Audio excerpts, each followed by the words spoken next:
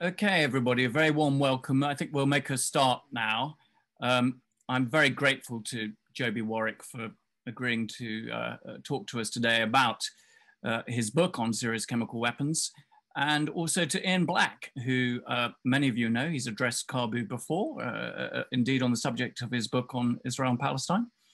And Ian, of course, is a senior policy fellow at LSE. He writes on comments and broadcasts on the Middle East, and indeed he's written an excellent review of Joby's book. So I'm going to hand over to Ian without further ado. Thank you very much, Ian, for doing this, and we look forward to the event. Thank you, Chris. So Joby, I'm going to start with a broad question that hopefully you will find a useful introduction. So why did you decide to write this book? In other words, explain the connection between your day job covering Syria or American national security and your decision to investigate this toxic topic further. Over to you.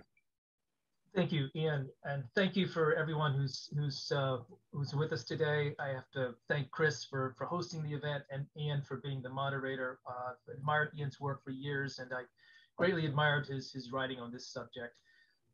Yes, I've been at the Washington Post for 25 years, and it's been my fate or karma, I suppose, to write quite frequently about weapons of mass destruction, and particularly in the Middle East. And that's never a happy topic. It kind of led me early in my career to taking on the question of whether Iraq had a weapon of mass destruction. And my reporting at the time indicated that there was not much evidence for it, and that certainly not much evidence to support grounds for an invasion. And my thoughts about it were not well received at the time, but turned out in hindsight to be accurate in terms of raising the right questions. But Syria is quite different. Syria is the one country of all the countries involved in Arab Spring, something I was also covering, that had a real weapon of mass destruction, that had chemical weapons. It's not something that was speculated about. It's something that was known with fact, something that the Syrians later admitted to, and something they actually used as a weapon against their own citizens. And so because of that background, it was a subject of great interest to me early on in the conflict. And I was an intelligence reporter during my career, a State Department reporter, so all these worlds are intersecting, and my interest in early years of the uprising was to try to understand the proliferation issue that Syria represented, as well as this humanitarian issue. Because here in this country, a country that was being torn apart by a civil war, was at least 1,300 tons of some of the most dangerous chemical weapons ever made, and they were vulnerable in a country that was being torn apart. And by late 2012, there are various actors and groups that are getting involved in the civil war that are quite concerning from a terrorism point of view. And so as I traveled the region and spoke to intelligence and security officials, there was great concern, not just about the fact that Assad might use these, but also about the possibility that these stockpiles will be plundered, because they were scattered around the country. There's about 20 different locations. It would be easy to transport even a few gallons or liters out of Syria, and then you could have potentially a horrific terrorist attack in another part of the world, including perhaps in Europe, and that would have its own consequences. And as we understood from US officials at the time, their great concern was the possibility of a chemical weapons attack using Syria's chemicals, and then that precipitating a wider war, because the impulse to respond militarily to a chemical weapons attack would be irresistible. And so many U.S. officials were afraid of that at the time. So all this explains my keen interest in what was happening in 2012, 2013, as these first attacks took place. And then in hindsight, after essentially the declared stockpile was removed, and yet the war continued, it was important to me to go back in time and look at this one issue that briefly brought the world's powers together. The Russians, the Americans, everyone agreed at this one moment on this course of taking these weapons out, of demilitarizing at least this one part of Syria's arsenal.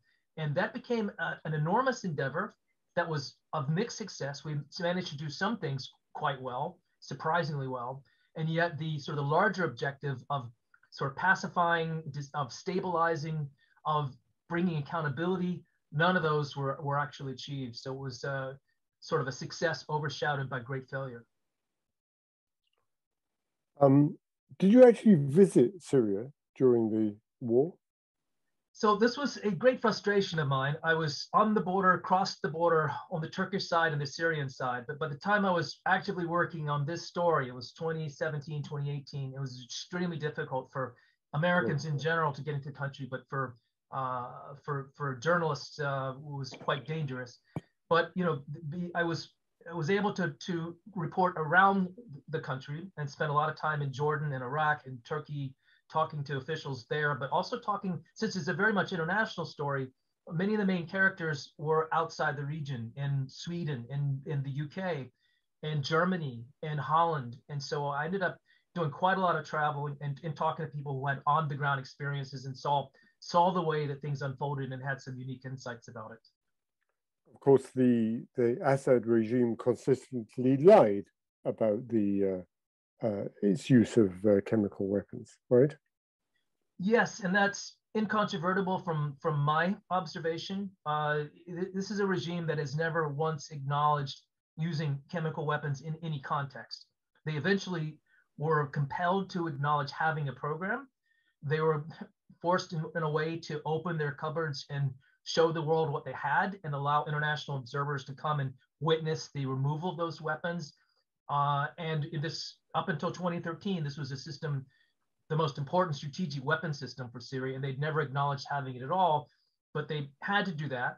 But they never to this day have admitted to using a chemical weapon in any military or sort of counterinsurgency context. And that's, the facts just refute that without much question. And that by now, so there have been so many layers of investigation by international bodies, by respected observers. The forensic evidence is quite clear. So to me, there's just absolutely no question about the Assad regime's culpability in most, if not all, of these attacks, except for a handful that took place with apparent help from ISIS, the Islamic State, but they were quite different. They didn't involve serious stockpile. They were home-brewed mustard gas and chlorine, which is of a far different level of magnitude in terms of a lethal weapon. So how have you coped with the conspiracy theorists, to use the appropriate language, who defended Assad and accused the White Helmets, for example, of staging chemical weapons attacks, so they couldn't be blamed on Damascus? It's been mystifying in a way. And yet, as it goes on, it seems so calculated. Some of it. I mean, I think some of the skepticism is sincere. I think because of the track record that Western countries have with weapons of mass destruction in the Middle East, one can understand skepticism. There are things that from the outside, to me, didn't make much sense. Starting with the fact that Assad used a chemical weapon in a major attack in August 2013 at the exact moment when there was a team of inspectors from the UN in Damascus investigating the problem of chemical weapons attacks. So the timing was very strange, and people within that team, the UN team, wondered why would Assad do something like this. So the questions are legitimate, but what we did see over time was what seems to me to be a deliberate creation of a false narrative, to create distractions, to focus on small controversial details in order to cast aspersions across the entire spectrum of investigation that's going on over the last 10 years. And that seems to be disingenuous to me. I can just see from the way that some of these Twitter campaigns are organized, they seem quite intent on sort of drowning official sources of information and good, honest investigative journalism, and just essentially shouting out, that this could not be Assad, this was false flag attacks. And as part of the same pattern, we see the Russians, unfortunately, participating in the same kinds of behavior in their denials of the attacks at Salisbury against the Skripals, essentially making this out to be something that was fabricated, and it was sort of, great power competition, and we had nothing to do with this. While the real evidence, if you look carefully at what happened and the forensic evidence, there's no question about what occurred. So it's just essentially a lot of smoke and noise and not much else. But Assad claimed, I think, in an interview with the BBC, that the dead children, I can't remember in which attack, had been actors. Which is extraordinary. Yeah, and actually, we've seen evidence since 2018, just in the last few years, that there's been some staged witnesses that the Russians actually helped put forward in order to kind of perpetuate this false narrative. But what is clear is that there are real victims, and I've spoken to some of them, and I've been in their homes, and I've talked to them about what happened to them, and I've seen the documentary evidence, and I've talked to this extraordinarily brave team of UN officials who were on the ground at the time, led by a Swedish scientist, and Canadians, and there were Germans and Jordanians, men and women who went to the scene of the attack after it happened and looked at the evidence and interviewed the victims and collected biological samples as well as material, fragmentary evidence from the weapons themselves, and reached pretty firm conclusions about what happened.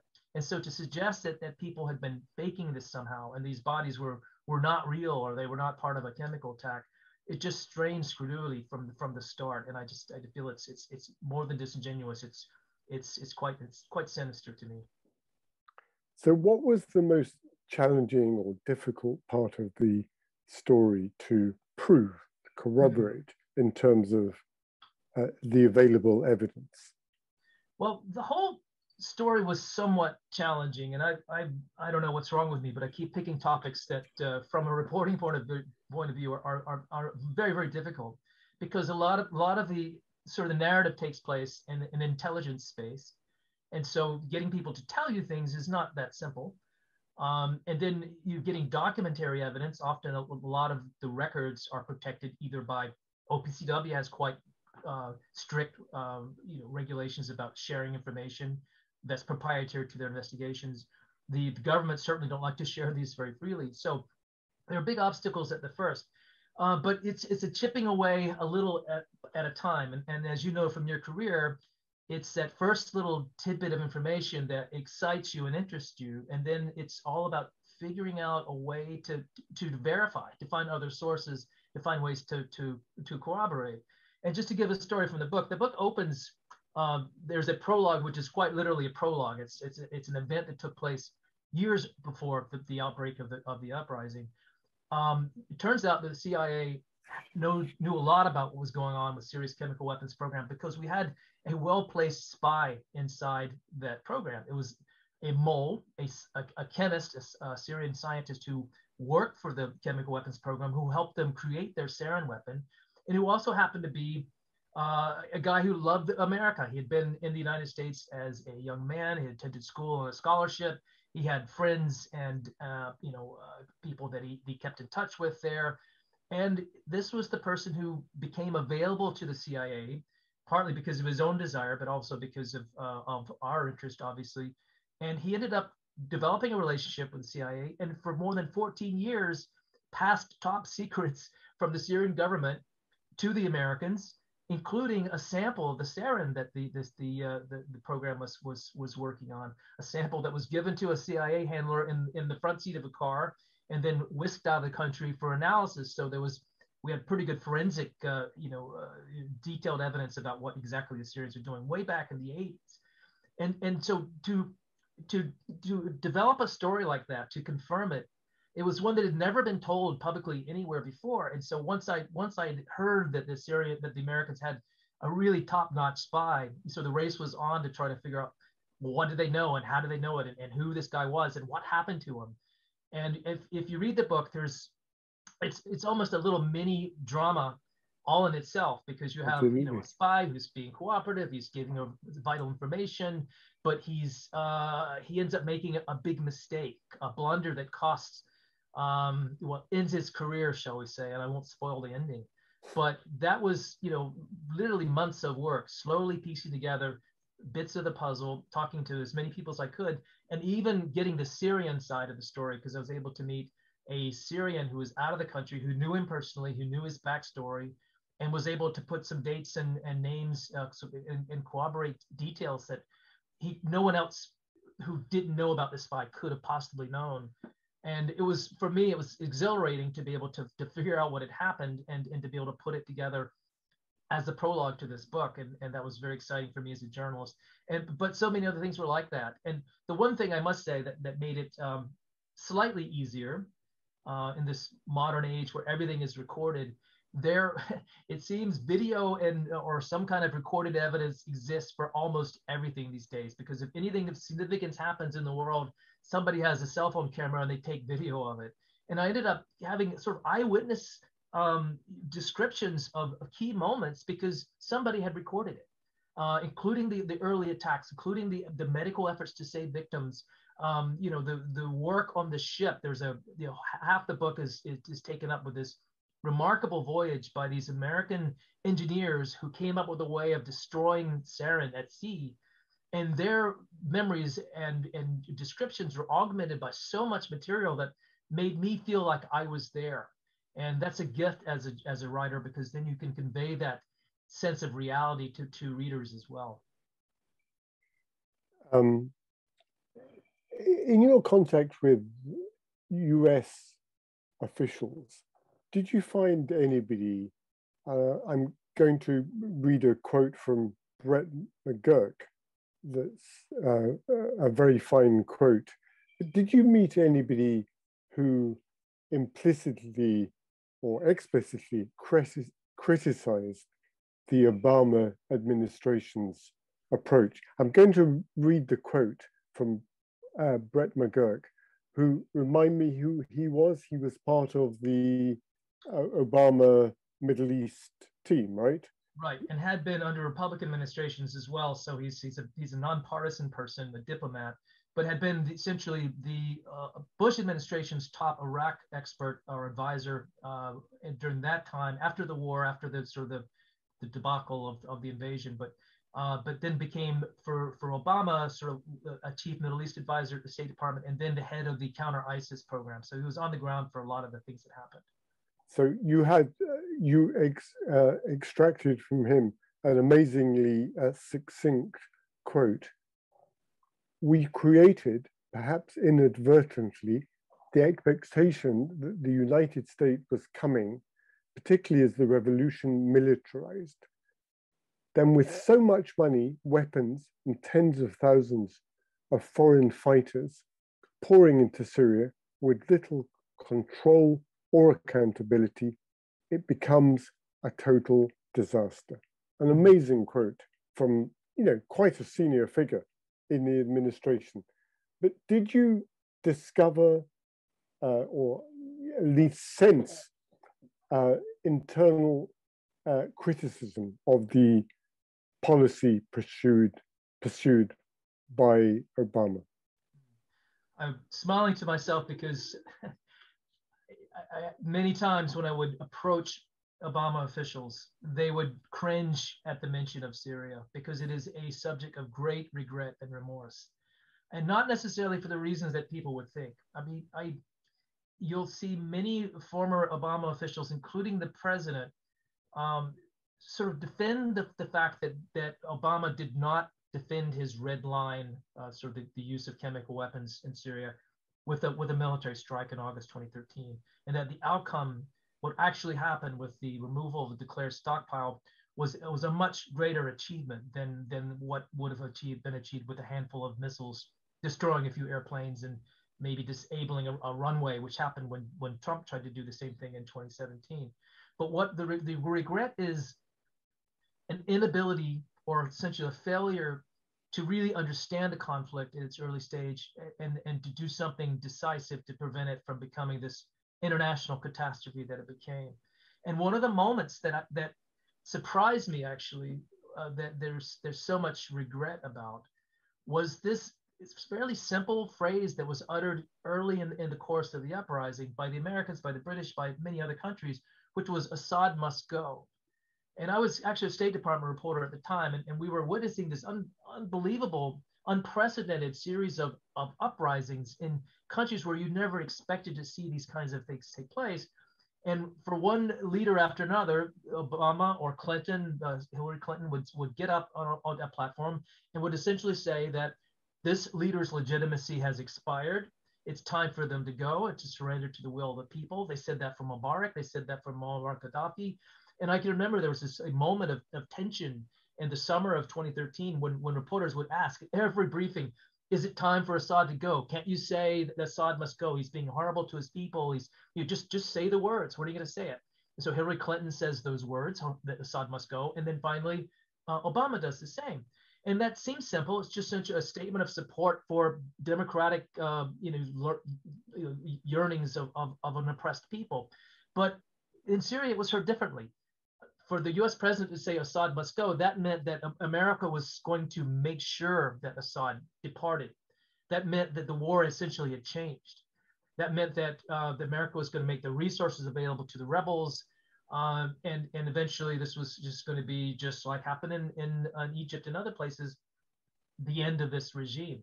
And people acted on that assumption. And not just Syrians themselves, but neighboring countries, Gulf countries, deciding to invest heavily in their favorite proxy groups in the region, because this was going to be a rout. Assad was going to fall, and we need to get our pieces in place and to make sure that we can be part of it, part of the outcome. And so what you end up seeing is, this pouring of weapons and money into a conflict by people who think that it's a preordained conclusion that Assad is leaving.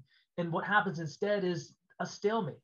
Because as much as the Americans wanted to see Assad go, Assad had friends, the kinds of friends that Libya didn't have, or the Egyptians didn't have, friends that were willing to go to bat for Assad to make sure that he stayed in power. For the Russians, the survival of the regime was a matter of national security from their point of view. They had military assets. They had a warm water port in Syria. They had intelligence assets there.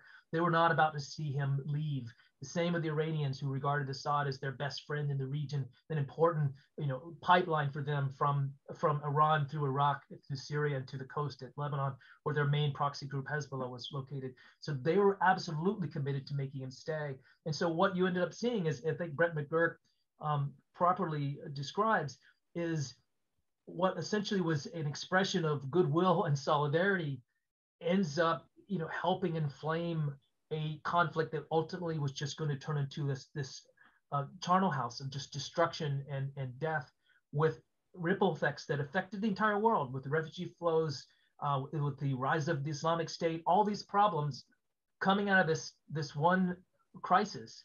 And if there was, the regret that I heard unanimously from Obama folks is that if we just could have foreseen how this was going to go, maybe we could have figured out something else. And the fact that they couldn't manage this crisis is something that they feel greatly pained about. And it's very clear in all my interviews with senior Obama people. So we have a good deal of questions accumulating. So let's have a look at them. Okay, 1 second. Okay, so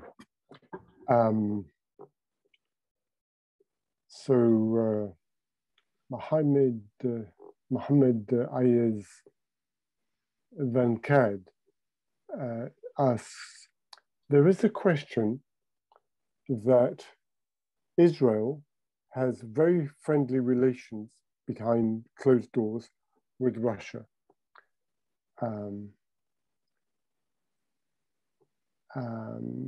Hang on, I can't, okay.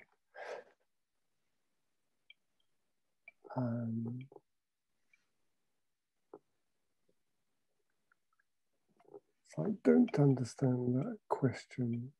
I can talk generally about that topic. Yes. Because it is important. Please, yeah. Because what has emerged in the last few years is that Russia has really become the power broker for Syria particularly, but for that part of the region. So replacing the United States, replacing NATO, Russia is the one that everyone has to come to understand how, what the resolution is going to be, how things are going to work in the region. And Israel is part of that as well. And you see now something that I never expected to see, which is, Russia tolerating Israel's occasional military incursions in Iran and Syria to eliminate what they perceive as threats to their security, particularly Iranian threats, when they see, missile parts or other weapon systems heading into Syria that they suspect are for Hezbollah or are going to be aimed at them somehow, they tell the Russians about it, and then they act. And the Iranians are very upset, but can't do a thing about it. The Russians will say tut tut, or isn't that a shame, but essentially allow it to happen.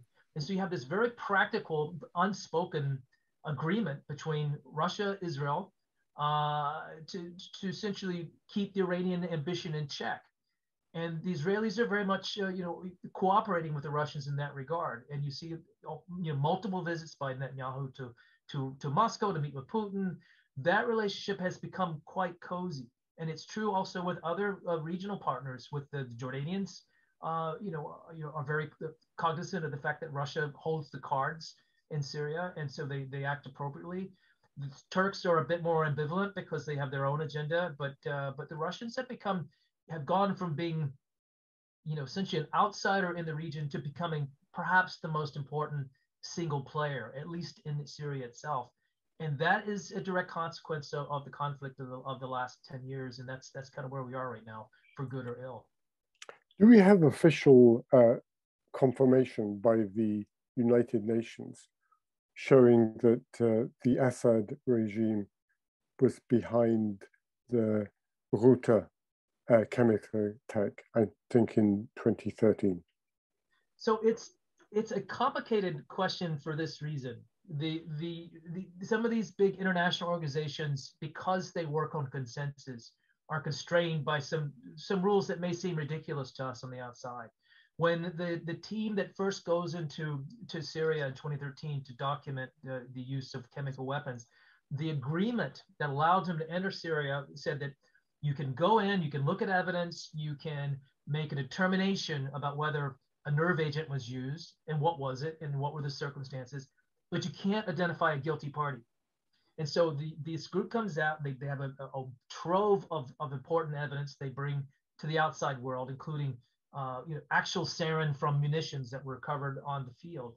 And those are analyzed. It's absolutely clear that sarin was used. They've got autopsy evidence showing that people died of sarin exposure, but they can't say who dropped the canisters because they're not allowed to do that. They can describe the weapons, they can describe the munitions, and these happen to be munitions in the arsenal of Assad. They can describe in later attacks, the dropping of munitions from helicopters that only the Syrian government was flying, but they can't technically blame or attribute those acts to the Syrian government. That has changed since then, and you see that the OPCW even this week is working to push forward a process of accountability in which they're gradually going through these attacks one by one and attributing blame. And now we have a body of reports blaming explicitly the Syrian regime for specific attacks. But the attack on Ghouta was going down in the records as one that was documented and described in great detail. But the OPCW was not permitted to say who was behind it, and so that's kind of where that stands. But I've spent many hours with members of the team, from the leader on down to guys who were in the field getting shot at one case, while they were collecting their evidence. And there's no question in their mind about how the attack was carried out. And they saw the munitions, they did the trajectory analysis.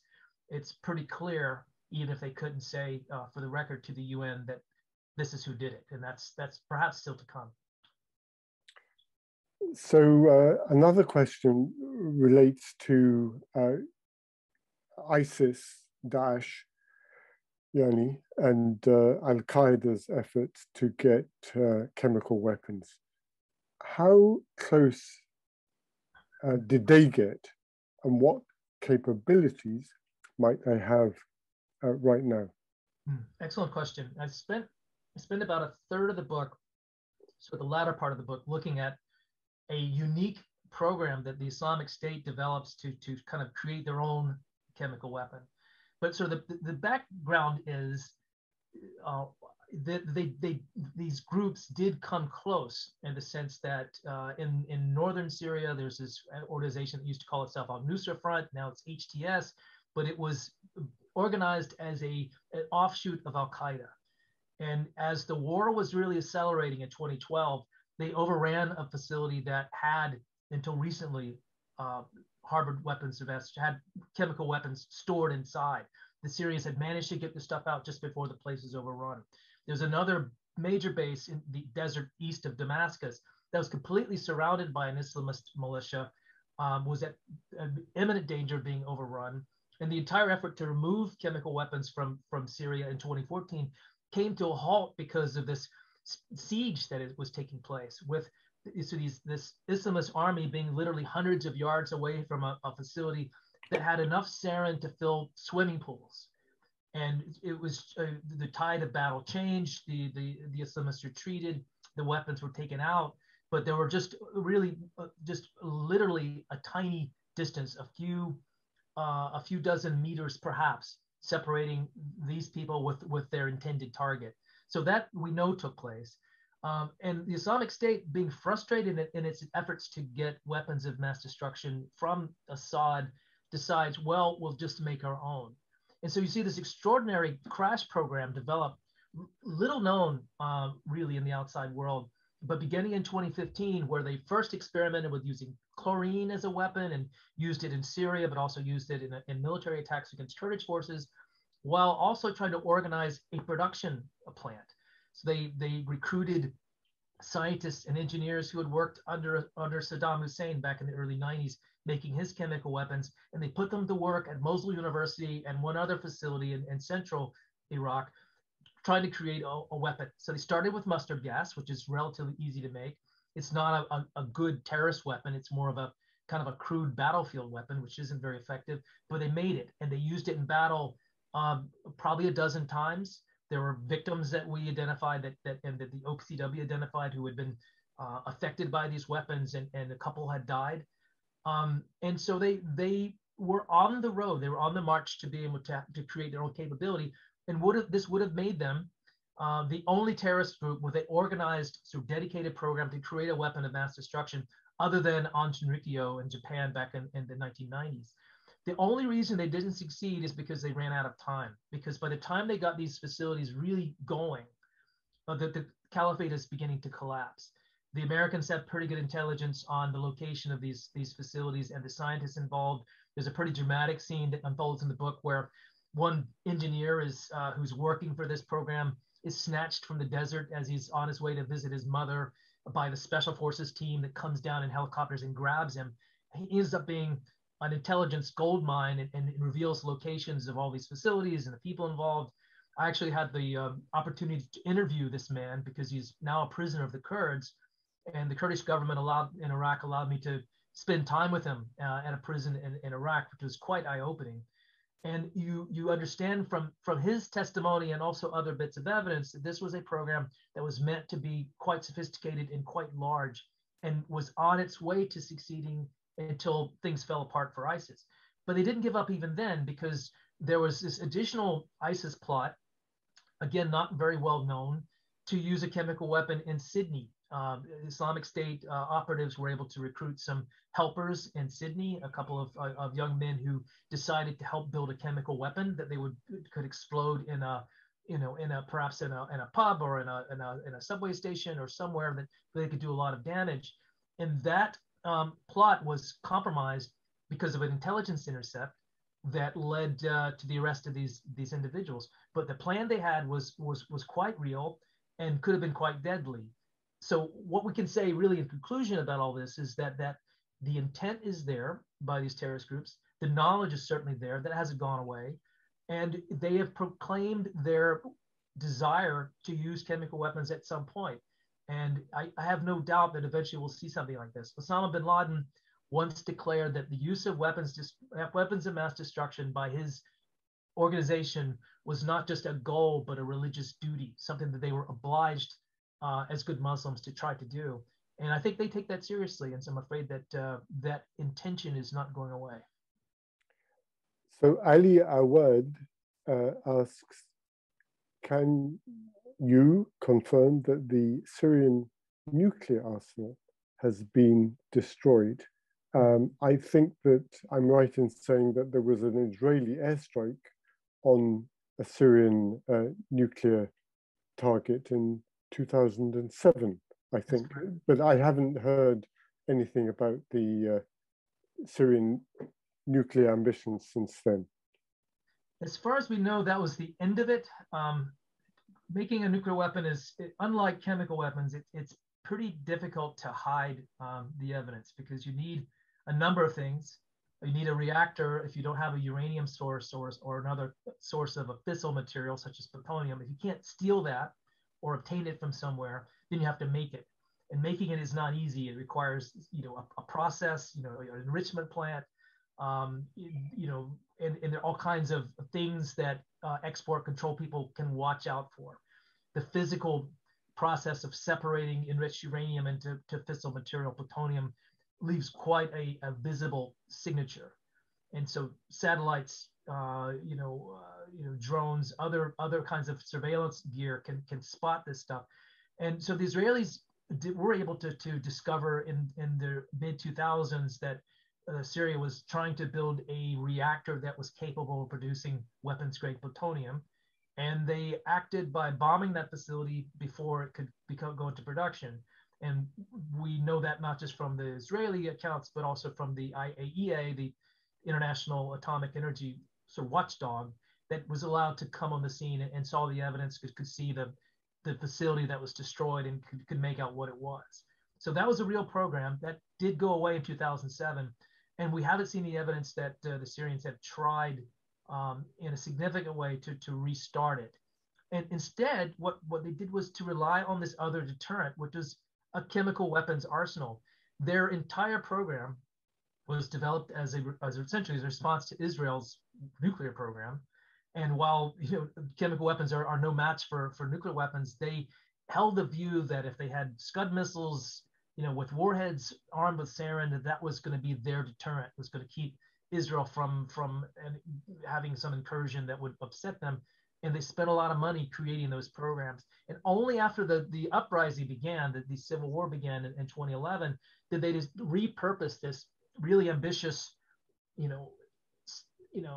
strategic weapon system into a tactical weapon system that could be used on a small scale to break sieges or to demoralize your insurgent opponents. But that's what the intention of the program was. And as far as nuclear stuff, we really haven't seen any evidence of activity since 2007. At least I haven't. So we've discussed it already, but it's a well-formulated question. Sarah Campbell asks, I would be interested in Joby's thoughts on groups like the Working Group on Syria and the misinformation coming from British and European academics, including libel, and against my old Guardian colleague Brian Whitaker, that he outlined on his blog. Did you get any pushbacks from these cranks, I'm quoting deliberately, in response to your work? What I've gotten is some fan mail, shall we say, and that is probably inevitable these days, no matter what subject you work on. But they are quite vocal and quite organized. And so you'll see one of these individuals will make a comment on Twitter, and then it gets repeated hundreds of times. And I know when I'm on a sort of an attack like that is underway, is because I can't really get to my Twitter feed because it's just one endless flow of bile. And I get that in email, I get it in other forms as well. And we're kind of used to it. It's, we have some of the same individuals in our country, and some of them are people that have real reputations and that we've worked with in the past. But on this subject, I mean, you see, I think for some it's a contrarian instinct. Just as we saw that, some were quite involved in pushing back against WMD claims in Iraq, and this feels somewhat kin to that issue for them. But then it's kind of morphed into this defense of Assad, which seems absurd to me, and it seems, bordering on immoral, because they're essentially trying to defend someone who is completely defenseless in terms of his actions as a leader. And so, once that they stake out the position, then they defend it vigorously, and I do think sometimes with help, because we're quite convinced that there's some state sponsorship of some of this, at least in terms of the Twitter bots that echo and amplify some of these views. And now it's just part of the landscape. There is a false narrative out there, which is sad for us to see, but it's also damaging to the extent that people who don't want to be, to take action or feel they don't want to side with the Americans or the British on these particular issues. There's a counter narrative over there that they can accept, that this is just the way it is, and so we can tune out the other evidence and just follow this narrative. And that's really sad, and also I think potentially dangerous, because it prevents people of goodwill from acting to solve the problem. So Bernie Howley asks, I know Syrians who are so angry with Obama. Do you think there is anything he could say to them to defend, in inverted commas, his actions or non-actions that they would accept or in any way understand? I hear the same thing, and it's close to unanimous. I mean, people who grew up in the United States and would be inclined to like Obama and what he stands for, but feel bitterly disappointed and even betrayed. And it's certainly true among the activists in Syria, almost to a person, that are furious, frankly, with Obama and with the Americans in general for not doing more to help them. And in their version of events, there are moments when the Americans and other Western countries could have gotten involved to shift the tide, and that our refusal to do so could have condemned them to this endless cycle of conflict and ultimately this capitulation to Assad. It's, the sad reality is, and this is what I tried to explain, it doesn't really make them feel better, but the disappointment in Obama is really a broader disappointment in the willingness of the Western world to get involved in Syria. There was, and I can tell you this from opinion polls and just from conversations with our politicians over here, no appetite in America for getting involved military in Syria. There was an allergy to the idea of getting involved militarily in Syria. One has to remember that this country had gone through the longest unbroken stretch of conflict in our country's history, which is now, we're going to wrap up 20 years in a few months of fighting in Afghanistan, a shorter period but much more intense and more deadly in Iraq. And people in this country do not want to even a suggestion of a military engagement in Syria. And that's why it was kind of puzzling and surprising to me that after those horrific chemical weapons attacks in Syria in August 2013, even then, American opinion polls showed that there was no support for a military strike, even a sort of a standoff, the launching of missiles to go after Assad. There was just this fear that we're going to get pulled into this in some terrible way, and we're going to be off to the races with another Middle Eastern war. So that was the political reality in America. And despite assurances from the administration that they were in favor of seeing Assad go, despite what later became enormous financial and military support for the opposition, covert support on the part of the United States, overt or explicit by other countries, that was as far as we were willing to go. And if you could not accomplish the overthrow of Assad through those means, there wasn't much else that the Americans were going to do. And that is an extremely disappointing thing to hear if you're a Syrian, if your country and your country's freedom, the future of your children is at stake, is something that you feel the Americans and the entire world should get behind. So the ugly reality is there just was not a willingness by the American people to get involved in this war. And Obama knew it, and he did his best to try to avoid a military entanglement, even to the extent of having a no-fly zone, which many of his supporters thought was a great idea, but he personally believed was just a slippery slope, to use the bad cliche, to a greater involvement by military forces in the region.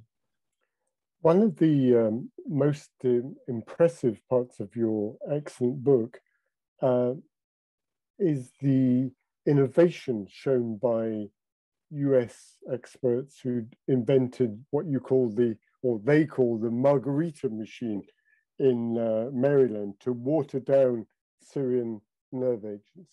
Talk about that a bit, because it's, after all, a positive aspect of what is otherwise a pretty grim story.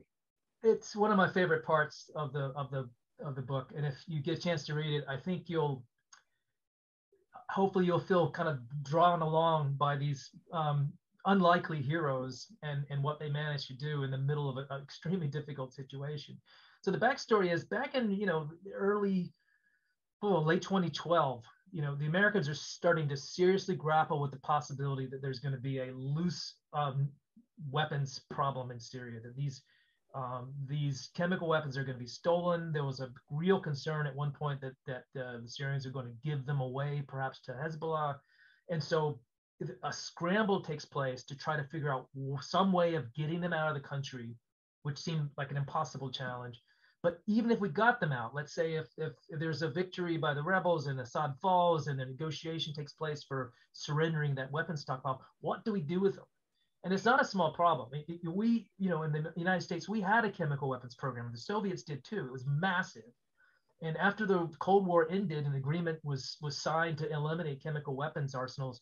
We spent now going on 20 years and billions of dollars creating these huge incinerating facilities to destroy the chemical weapons we have. We're still not done. 20 years later, it's not finished. You could not begin to try to replicate something like that in a country like Syria that's in the middle of a civil war. So you had to get the bad stuff out. But then where does it go? Show me the country anywhere in the world that's going to allow a ship full of chemical weapons to come into a port facility, even a military port facility. No country was willing to do it. The Russians said no. Many of the Europeans said no. Nobody wanted to take this on. And so you have within the Pentagon this fairly obscure, civilian engineering outfit that specializes in destruction of chemical weapons because they've been involved in the American project. And they came up with an invention. They call it the Margarita machine. That looks essentially two big, big units that can fit inside a tractor trailer or lorry, trailer, and it could be hauled anywhere in the world. And it can be, essentially would take sarin or sarin precursor and neutralize it in a way that it is irreversible. So it can never be used as a chemical weapon again. And it's complicated technically, but they built this thing in a couple of months. They built a prototype, showed it off to the Pentagon. Pentagon loved it, said, even if we don't use it in Syria, we want to have these. And so we bought 7 of them. They sat in a warehouse until August of 2013 when this crisis develops. A deal is struck with the Syrians to get rid of these chemicals. And so suddenly here was this moment to use these machines somewhere in the world. We're going to put them on an airstrip someplace and run them and destroy this chemical weapons arsenal. But again, no country steps forward and saying, we want to host this facility. And so the only option left was to put the machines on a boat, put the boat out in the middle of the Mediterranean, and the boat was just going to run rings around the Mediterranean for about 2 months and destroy the chemicals 1 barrel at a time. And this is a terrible idea. Everybody knew at the beginning that it was a horrible way to destroy chemical weapons on a boat, which is, which there's all these, the waves and the sea swell, there's pressure on pipes and pumps. If there's a big wave, things could get spilled over. But by the late 2013, early 2014, it was literally the only option that was left. And so you see these guys, they've never been to sea in their lives, bring their possessions and their equipment and their gear and camp out on this boat and head off to the Mediterranean to do this thing that had never been tried with untested equipment, with, barely a prayer the thing was going to work. All kinds of things go wrong. They get chased by environmental activists. They have this problem with the stability of the ship because it's burning off fuel. They can't go to a port to refuel. The ship is becoming top heavy and becoming more unstable by the day. And there's a fear that the whole thing is going to collapse in the ocean, and that would be, even a bigger disaster. And yet somehow they managed to pull it off. And the last day arrives, the last barrel of sarin precursor is rolled up and destroyed, and they're done. And the thanks they got was after the mission was over, pretty much nobody talked about it. And they went back home where there had been a budgetary crisis in the United States, and they all had to go on mandatory unpaid furlough as thanks for the job they did.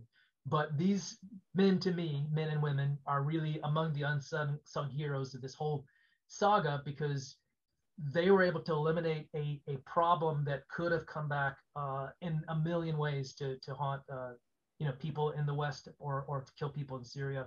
But thanks to this bit of ingenuity and pluck, they were able to deal with the problem.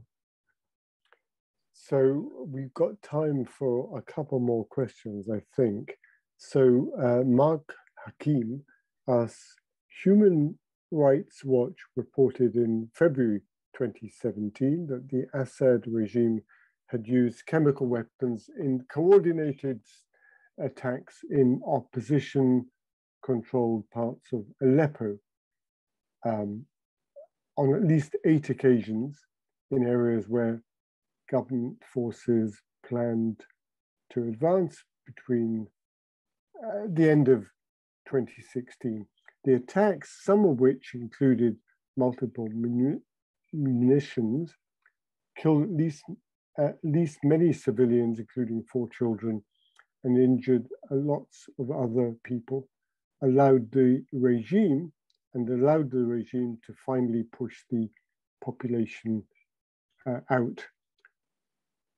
Would you be able to speak about these attacks? Thank you. So yes, I think the writer is referring to chlorine attacks, which took place in Aleppo in 2017, which actually began in 2014 and continued really in an unbroken streak, for the next 4 years. And what we see Assad doing is once he was required to declare the existence of this chemical weapons stockpile and get rid of most of the really bad stuff, the sarin, the VX, the things that were really frightening and really deadly. And just a parenthesis here, deadly meaning that the single most deadly day in the entire uprisings in the last 10 years was August 21st, 2013, when a couple of artillery shells filled with sarin landed in residential districts in eastern Ghouta, killing, the Americans believe, about 1,400 people. That was one attack, the deadly single day in the entire conflict. After the sarin was removed, or most of it left the country, Assad wasn't reformed. He didn't sort of change his mind about the value of these weapons. He just moved to something else, used common chlorine, which is an industrial compound that we use in drinking water that every country has, that you can't tell people not to have.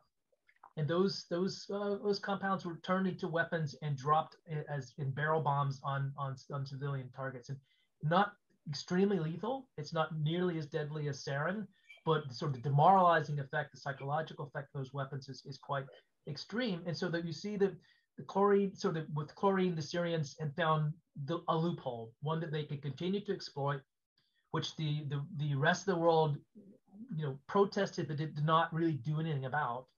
And so they were able to get away with it for years, including in those attacks in Aleppo. Later, you see small amounts of sarin being introduced again, but the main weapon becomes, a common industrial chemical that's available at any, chemical supply house and can be used, pretty freely and regularly by Syrian forces. And they used it very well and almost shamelessly. So, of course, I'm asking this question. Of course, this grim story is not over yet. Just today, it was reported that victims of Syrian government chemical attacks are filing a case in Sweden in the cases of Ghouta and in 2013, which was the worst single incident, I think I'm right in saying, and Khan Sheikhun in 2017, which both feature prominently in your book. Do you think that anybody responsible will ever be brought to justice? I try to be optimistic about that. It's hard to imagine right now in the predicament that we find ourselves in that Assad and his henchmen will see justice. But one has to remember that in the Balkans conflict, it took 20 years for justice to be served, and it was a long, slow, painstaking process of gathering evidence, of going through procedure, of filing court cases, of institutions doing their work, like the OPCW is doing this very week, trying to pass some kinds of accountability measures for Syria for its use of chemical weapons. So this is going to be a very long, slow process. But we don't really know what the situation is going to be in Syria in a couple of years. Here's a country that, despite the fact that Assad appears for now to prevail, It's a country that's in economic crisis.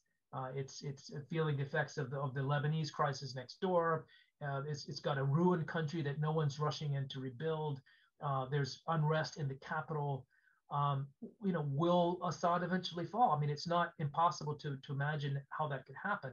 And so one has to hope that one day there'll be accountability. In the meantime, these things that happen on the ground, the filing of charges in various European courts, the sort of the slow, steady march of finding and compiling evidence and building a forensic case, that work is important, and I think it should continue. And one has to hope that someday there'll be at least a measure of justice for people who've suffered from these offenses. Okay, so one last question from Benedict Spence. For Joby, obviously. Are there lessons to be learned from Israel's approach to Syria's nuclear weapons program and fears over the Iranian program, of course, which looms far more prominently in recent times? We have seen an escalation in both Iranian activity and Israeli operations, secret operations, obviously, in Iran in recent months. Are we set for continued strikes, or can another solution be found? Obviously, Joe Biden has vowed to return to the 2015 agreement.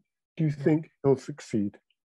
Well, it's really an important question, and you could see just from the Israeli example how this cuts both ways.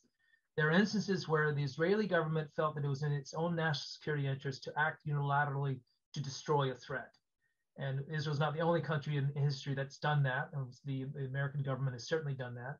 And sometimes because of an urgent crisis, a perceived acute security problem, you see governments sometimes doing that and claiming in self-defense. And arguably, it can be effective. But it's not a long-term strategy for dealing with these kinds of problems. And I think that what we see more recently with the presumed Israeli strikes in Iran, sabotage, attacking the power system of the uranium enrichment plant, assassination of political leaders. These are all done with the intent of setting back Iran's nuclear program, but you see it having the opposite effect. It appears to be increasing Iran's resolve. That you see them escalating their activity in terms of producing enriched uranium. So at most it slows them down, but the only real way to end the program, it seems to me, is through a diplomatic settlement.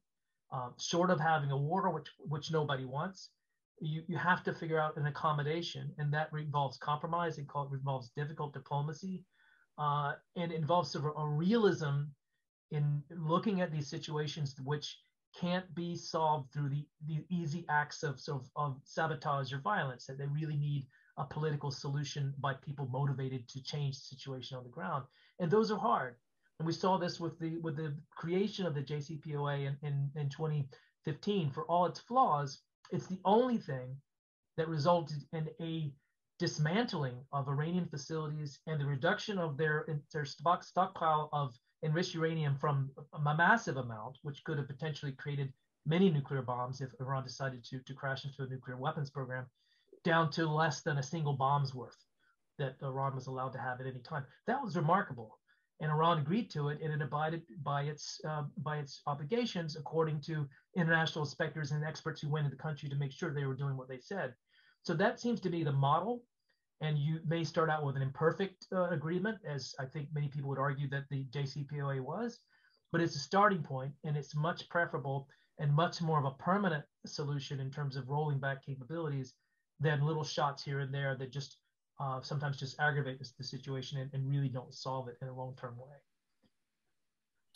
Thank you very much, Joby, and an impressive book and clear answers to a range of difficult questions. Thank you.